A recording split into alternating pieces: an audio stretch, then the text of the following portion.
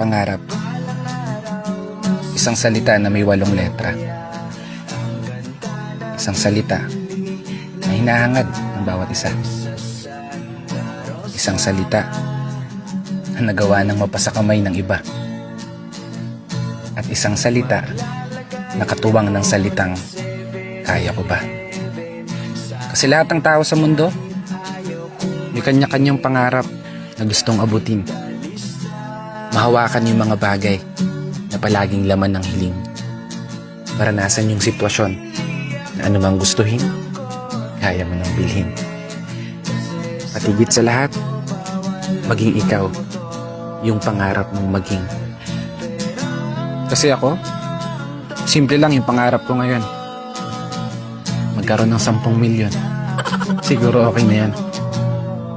Pero biro, lahat naman ng tao pangarap magkaroon ng sariling bahay, sariling sasakyan, masayang pamilya na araw-araw mong uuwian, at syempre, mabait na asawa na nag-iisa at bukod tangi mong tatabihan. Kasi libre lang mangarap, ika nga nila. Wala yang bayad, may sukli ka pa. Ang tanong na lang dyan, magagawa mo ba? Baguhin ang takbo ng buhay gamit ang mga pangarap mo.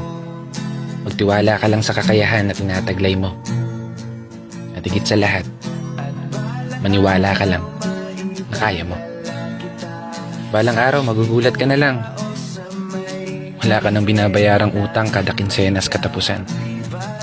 Magagawa mo ng puntahan yung mga lugar na gusto mong puntahan. Kaya walang dahilan para panghinaan ka pa ng loob. Kung sadyang medyo inaalat, tanggapin mo pa rin ng malugod.